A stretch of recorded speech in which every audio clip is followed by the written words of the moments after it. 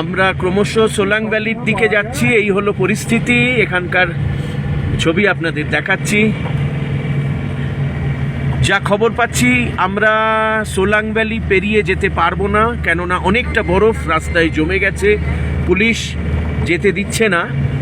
আমি গিয়ে ওখানে পুলিশের সাথে কথা বলে আগে জানবো যে আমাদের এগোনো উচিত হবে কি না, তারপরেই আমরা এগোবো। কেননা খবর পাচ্ছি গতকাল যারা গিয়েছিলেন শিশু, তারা এখনও ফিরতে পারেননি।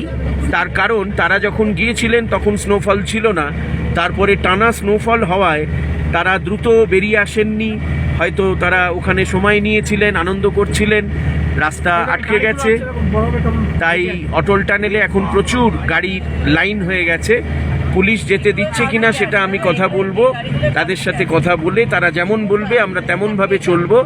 প্রয়োজনে আমরা সোলাং ভ্যালিতেই থেমে যাব, অসুবিধে কিছু নেই। আমরা বরফ দেখতে বেরিয়েছিলাম, সোলাং ভ্যালিতে যদি আমরা বরফ পেয়ে যাই, আমাদের আর আগে এগোনোর এই মুহূর্তে কোনো প্রয়োজন নেই। সচরাচর মার্চ মাসে অটল টানেল শিশু যাওয়া যায় না, কিন্তু এই বছর স্নোফল কম হওয়ায় যাওয়া যাচ্ছিল।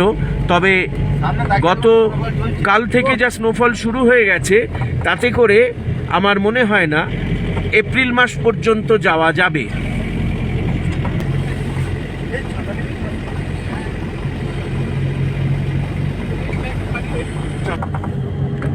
চারদিকে শুধু বরফ, তাপমাত্রা আর দেখছি না, দেখলে আরও ঠান্ডা লাগবে। আমাদের গ্রুপের প্রত্যেকেই স্নো ড্রেস নিয়েছেন, জুতো এবং স্নো ড্রেস। এমনকি এবারে আমিও পরে ফেলেছি, তার কারণ ঠান্ডাটা নিতে পারছি না।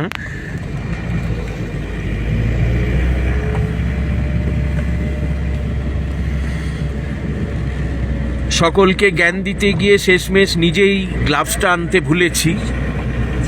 তবে আমাদের এক সহযাত্রী, তার কাছে দুটো গ্লাভস ছিল, উনি আমাকে দিয়েছেন। না হলে হাতগুলো জমে যাচ্ছে, নাড়াতে পারছি না, আঙুলগুলো নাড়াতে পারছি না। উনি ওনার দুটো গ্লাভস থেকে একটা আমাকে দিয়েছেন, ধন্যবাদ। বীরভূম থেকে এসেছেন উনি। এই হলো পরিস্থিতি।